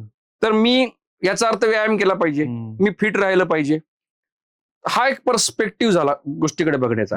बरेच लोक तो पर्स्पेक्टिव्ह मिस करतात आणि एका व्हिक्टिम काळमध्ये राहतात, व्हिक्टिम आयुष्यात. म्हणजे उदाहरण सांगतो, मला जेलमध्ये मला असे काही लोक भेटायचे, विवाहितेने आत्महत्या केली. घटना कुठं घडली? पुण्यात घडली. मुलाचे आई वडील कुठं राहतात? औरंगाबादला राहतात. मुलाची एक बहीण असते, ती अमेरिकेत राहते. त्या बहिणीचा नवरा पण अमेरिकेत असतो. आता त्या घटनेमध्ये सगळ्यांवर केस लावल्यात. बहिणीच्या नवऱ्यावर पण लुकआउट नोटीस आहे. तो एअरपोर्टला आला की त्याला तिकडच धरलाय. तो म्हणलं चायला आत्महत्या पुण्यात झालीये, मी बसलोय कुठेतरी लुइझियानामध्ये, अमेरिकेमध्ये. इकडं माझा काय संबंध? मी इथून फोनवरून कसं केलं? मी काही झूम कॉल केला? म्हणजे याला भले काय होतं सांगतो, आत्महत्या घडल्यानंतर काय होतं, माणसाच्या भावना फार तीव्र असतात दोन्ही बाजूच्या. आणि त्यामुळे ना ह्याला टाका, त्याला टाका, त्याला टाका, मग तेवढ्यासाठी इकडनं फोन लाव, तिकडनं फोन लाव. काही वेळा पोलीस दबावाखाली येतात. पण मग प्रश्न असा पडतो, कित्येक वेळा 60 वर्षाचा, 70 वर्षाचा, 80 वर्षाचा माणूस आतमध्ये गेलेला असतो आणि तुम्हाला सांगतो कित्येक वेळा अशी कारणं सापडतात की जी कारणं तुमच्या माझ्या कल्पनेच्या पलीकडची असतात. मी तुम्हाला एक उदाहरण देऊन सांगतो की मला एका माणसाने सांगितलं, साहेब माझ्या बायकोने आत्महत्या का केली तुम्हाला सांगतो. त्याला जबाबदार मी आहे म्हणे, माझ्या आई वडिलांचा काही संबंध नाही, पण आम्हाला सगळ्यांना आत टाकलं, माझ्या भावाला आत टाकलं. म्हणे झालं काय की आमचं लग्न झालं. लग्नानंतर 3-3.5 वर्ष आमचं सगळं छान चाललं होतं. अचानक म्हणे आम्ही काहीतरी कुठल्या तरी याच्यामुळे तब्येत, आईची सारखी इम्युनिटी लो राहायची, म्हणून मेडिकल एक्झाम करायला गेलो. तेव्हा कळलं की माय मदर इज HIV पॉझिटिव्ह. मग घाईघाईने काय केलं, मी माझी मेडिकल टेस्ट केली, ती निगेटिव्ह आली. बायकोला सांगितलं तुझी पण करून घे बाबा, कारण लफडं नको. बायको कित्येक महिने शॉकमध्ये राहायची की मला माझ्या नवऱ्यामुळे HIV तर झाला नसेल. आणि बरं, ही गोष्ट मलाही आजपर्यंत माहित नव्हती. म्हणजे ह्या सगळ्या समस्येमध्ये आम्ही पहिल्यांदाच डील करत होतो. ही गोष्ट म्हटलं आम्ही जाणीवपूर्वक ठरवून माझ्या सासूवडीला नाही सांगितली म्हटलं, कारण ते इतकं मोठं ग्रहछिद्र होतं. पण त्या शॉक मध्ये एक दिवस माझी बायको मला सोडून गेली म्हटलं. त्याचं दुःख आमच्यापैकी सगळ्यांना नाही म्हटलं, पण म्हटलं ते आमच्या सासूवडीला कधीच, पण ते आम्ही सांगू पण नाही शकलो म्हटलं. ते माझ्या वकिलाला पण नाही सांगितलं म्हटलं, कुठल्या तोंडाने सांगू म्हटलं. मला म्हटलं आता माझी बायको तर गेली म्हटलं, आता मला आई वाचवायची, मी कसं सांगू. त्यामुळं म्हणजे आपण म्हणतो ना, truth is stranger than fiction. त्यामुळे अशा काळामधल्या लोकांविषयी मला भयानक सहानुभूती वाटते. खरंय, अगदी बरोबर. आणि ती बाई जी होती, जी मुलाची आई, त्या मुलीची हे करून तिची प्रताडणा केली आणि तिला आत्महत्येस प्रवृत्त केली, म्हणून महिला कारागृहात होती. म्हणजे ती ऑलरेडी एक अपराध झेलतीये, तो म्हणजे HIV चा. आणि दुसरा अपराध तिने जो केलाच नव्हता, तो ज्यासाठी ती एवढ्या महिला कारागृहात. सर, तुम्ही आता जसं म्हटलं की जेलमध्ये एवढ्या गोष्टींची लक्झरी असते की कोणी तुम्हाला काही सॉफ्ट कॉर्नर दिला, एखाद्या पाण्याची बाटली अलाव केली, ते खूप भारी वाटतं. आता तुम्ही बाहेर आल्यानंतर तुम्हाला त्या गोष्टींचं व्हॅल्युएशन आता बाहेर आल्यानंतर जास्त समजत असेल, किंवा आता तुम्ही जास्त समाधानी असाल की जिथं एका गोष्टीसाठी 3-3 महिने वाट बघायला लागते बुंदी खाण्यासाठी, इथं आपण कधी खाऊ शकतो. तर आत्ताचं आयुष्य कसं असेल? मी ना जाणीवपूर्वक माझं जुनं आयुष्य विसरत नाही. बऱ्याच वेळा लोकांना काय करतात की मी जेलमधलं आयुष्य विसरायचा प्रयत्न करतात. मी यासाठी आयुष्य विसरत नाही, कारण मला माझ्या आयुष्य आसपासच्या छोट्या छोट्या गोष्टीचं महत्व पडतं. महत्व पटेल अगदी बरोबर. म्हणजे आज सकाळी मी आणि माझे वडील गाडीमध्ये येत होतो, तर मी त्यांना वडिलांना असं म्हणलं की काहीतरी विषय निघाला की आपल्याला अमुक अमुक गोष्ट मिळाली नाही. म्हणलं आता हा विचार करा की आपण आहोत ना, उलट झालं असतं तर तुमच्याकडे ती वस्तू असते, मीच गेलो असतो तर. हे मला बऱ्याच वेळा हे उलटे प्रश्न यासाठी सुचत जातात की आपण जिवंत आहोत, आपण वन पीस आहोत, आपण त्या खडतर आयुष्यातून आपण बाहेर आलोय आणि ते जगतोय. आपल्याला त्या अवस्थेमध्ये 4 गोष्टी मिळत नव्हत्या. अगदी बरोबर. बरोबर आहे. मग त्याचं महत्व आज एवढं वाटतं की फालतू गोष्टीचं आपल्याला ना आता क्रेविंगच उरलेलं नाही उरलेलं. अगदी बरोबर. आणि छोट्याच्या गोष्टीचं महत्व एवढं वाढलं ना, म्हणजे स्मॉल प्लेजर्स घ्यायचं, जेव्हा तो आनंद घ्यायची तिकडे जी सवय लागली होती आजही ठेवली. वा वा, ग्रेट. सर, शेवटचा प्रश्न असा आहे की सपोज तुम्हाला संधी मिळाली टाइम ट्रॅव्हल करायची, तर अशा कोणत्या 3 गोष्टी आहेत की ज्या तुम्हाला बदलायच्या आहेत, ज्या तुमच्या स्वतःच्या असतील, व्यक्तिगत, किंवा काही मिस्टेक्स तुम्ही केले असतील, किंवा काहीतरी नवीन काहीतरी तुम्हाला निर्माण करायचं असेल, अशा कोणत्या 3 गोष्टी की तुम्हाला त्या बदलायच्या? मला जर टाइम ट्रॅव्हल करायला मिळालं तर पहिली गोष्ट मी ही करीन की 25 जून 2005 साली सकाळी 6 वाजता हॉर्स रायडिंग करायचा जो मी निर्णय घेतला होता तो मी रद्द करेन. काय झालं? कारण त्या दिवशी अमर मलकोश नावाच्या घोड्याने मला फेकून दिलं, त्यांनी माझं कमरेचं हाड मोडलं. त्याच्यानंतर मला टीबी डिटेक्ट झाला आणि त्यामुळे मला सर्व्हिस मधनं बाहेर पडण्याचा कठोर निर्णय घ्यावा लागला. मी ते करणार. हा एक भाग झाला. मला जर खरंच संधी मिळाली काही गोष्टी बदलण्याची, तर मला असं वाटेल की बाबा सिस्टीम मध्ये किंवा पॉलिसी लेवलला, कारण शेवटी विचार आपण असं करून चालू 2037 सालापर्यंत आपल्याला सर्व्हिस करायची होती. बरोबर ना. तर आपल्याला इन्स्टिट्यूशनल असे काही रिफॉर्म करावेत की मला आयुष्यात एकच गोष्ट बदलावीशी वाटली असते, ज्यासाठी प्रयत्न करायचा होता आयुष्यभर. तर म्हणजे असं की भारतामध्ये 3500 IPS अधिकारी आहेत. एकाही अधिकाऱ्याला कधी आजपर्यंत पोलीस स्टेशन कसं सुधारावं त्याचं सोल्युशन सापडलं. सामान्य माणसाचा पहिला एंट्री पॉइंट काय, रादर अखेरचा एंट्री पॉइंट काय, तर पोलीस स्टेशन. बरोबर आहे. आपल्याला तिथे बसून काय करता येईल. मी अनेक वेळा पूर्वी पण वाचत बसायचो की यात काय, कुठं चुकतंय, इथं काय. शेवटी कसं आहे, मी किती प्रामाणिक आहे, मी किती भारी, त्याला किंमत नाही. तिथं न्याय जर डावलला जात असेल तर, म्हणजे राजकीय पक्ष बदलून गेले, हा नेता आला तो आला, किंवा अधिकारी बदलून गेले, SP बदलून गेले, पण तिथं काहीच फरक पडत नाही. हे का होतं मला, त्यामुळे ती गोष्ट मला नक्की बदलायची वाटेल. त्यामधले स्वतःमध्ये बदलायचं सांगायचं झालं तर मला असं वाटतं की मी पूर्वी खूप तापट स्वभावाचा होतो. आज स्वतःकडे मागं वळून पाहिलं तसं वाटतं की आयुष्यात मी अनेकदा अशा कारणासाठी रागवलं ज्याच्यासाठी गरज नव्हती रागायची. तर म्हणजे ज्या कारणासाठी मी कित्येक वेळा रागवलोय, किंवा ज्या लोकांसाठी मी कित्येक वेळा रागवलोय, ना ती लोक आयुष्यात आहेत, ना ते रागाचं कारण आयुष्यात आहे. त्यामुळे मला ते बदलावायलाच नक्की आवडेल. डेफिनेटली. आणि सर, तुम्ही इथं आलात आणि तुमच्यासोबत तुमचा अनुभव आणि गप्पा ऐकून खरंच खूप भारी वाटलं. तुम्हाला कसं वाटलं इथे? एकदम छान वाटलं. एकदम छान वाटलं. म्हणजे तुमचा सेटअप असेल, तुमच्या गप्पा असतील, एकदम मनमोहरात. खूप छान. आम्ही सुद्धा विदाउट प्रेशर घेता जे काही आमचे प्रश्न होते त्याचे उत्तर तुम्ही खूप छान दिली आम्हाला. सो आय होप प्रेक्षकांना सुद्धा हा एपिसोड आवडला असेल. असेच एपिसोड पाहण्यासाठी चॅनलला लाईक, शेअर आणि सबस्क्राईब करायचं विसरू नका. Thank you so much. Thank you so much for. Thank you so much. धन्यवाद.